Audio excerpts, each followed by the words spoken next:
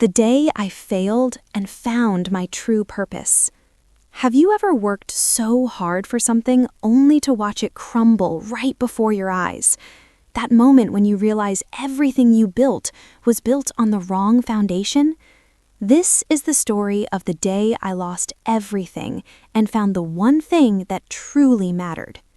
They say failure is just a stepping stone to success, but what they don't tell you is how much it hurts when you fall, how it feels when the world tells you that you're not good enough.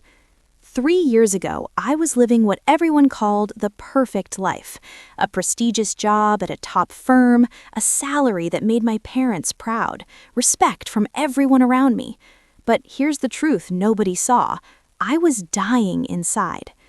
Every morning, I'd wake up with this heavy feeling in my chest, like I was wearing a mask that got heavier with each passing day. I kept telling myself, just one more year, then I'll do what I really want. But you know what happens when you keep postponing your dreams? They don't wait for you. They slowly fade away, until one day, you can't even remember what they were. My real passion? Teaching underprivileged kids. I'd volunteer on weekends at a small community center. Those 2 hours were the only time I felt alive. But society had other plans for me. Teaching, that's not a real career, they said. You'll waste your potential, they warned. So I buried my dreams and wore my corporate suit like armor. I worked 14-hour days, climbed a ladder, earned promotions. Everyone congratulated me, but inside I was screaming. Then came the day that changed everything. The day I call my beautiful disaster. It started like any other Monday morning. I was preparing for the biggest presentation of my career. 3 months of work, a project worth millions, my name on every slide. This was supposed to be my moment of glory. But as I stood in that conference room, surrounded by executives and stakeholders, something inside me just broke. I looked at those charts, those numbers, those projections, and thought, what am I doing? My hands started shaking, my voice cracked, and in front of 30 people, I completely froze. The silence in that room was deafening. I could see the disappointment in my boss's eyes, the confusion on my colleagues' faces. I mumbled an apology and walked out.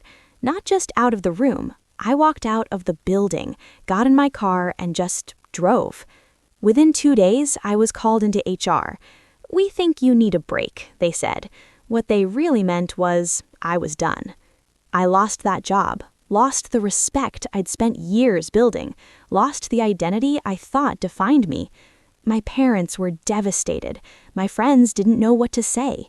And me, I felt like the biggest failure who ever lived. I spent weeks in my apartment, curtains drawn, just staring at the ceiling. Every time my phone rang, I felt shame. Every time someone asked what happened, I had no answer. But here's where the story takes an unexpected turn. One evening, I received a call from the community center where I used to volunteer. A young boy named Arjun wanted to talk to me. "Sir, where have you been?" he asked, his voice small and worried. "You promised you'd help me with my science project. I waited every weekend." And in that moment, something inside me shifted. This 12-year-old kid had been waiting for me, not for my money, not for my job title, not for my achievements, just for me, for the time and care I gave him. I went back to that center the next day, and when I walked in, 5 kids ran up to me with drawings they'd made. "We missed you, sir," they shouted. That's when it hit me. In my entire corporate career, no one had ever said they missed me. No one had ever drawn me a picture just because they were happy I existed. These kids didn't care that I'd failed. They didn't care about my LinkedIn profile or my salary. They cared about the person I was when I was with them. I started spending every day at that center, not as therapy, not as a backup plan, but because for the first time in years, I felt like I was exactly where I was supposed to be. Within 3 months, I had started my own small educational initiative. No fancy office, no investors, just me and a borrowed classroom, teaching kids who couldn't afford expensive tutoring. And you know what's crazy? I was earning a fraction of what I used to make, but I'd never been happier in my entire life. So here's what I learned from failing. Sometimes failure isn't the universe punishing you, it's the universe redirecting you towards where you actually belong. We spend so much time building lives that look impressive to others, but what about building a life that feels right to you?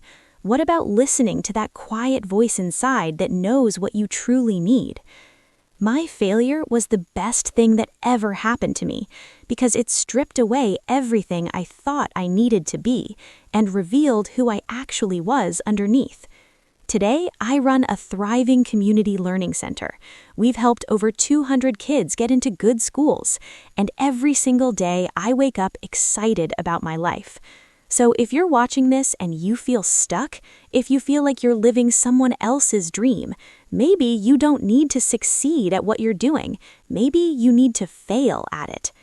Because sometimes the wrong door needs to close so the right one can finally open. Your failure isn't the end of your story. It might just be the beginning of your real one. Don't be afraid to disappoint people by walking away from the wrong path. Be more afraid of disappointing yourself by never finding the right one. Your purpose is waiting. Sometimes you just need to fail your way to it. The day I failed was the day I stopped living for applause and started living for meaning, and that made all the difference.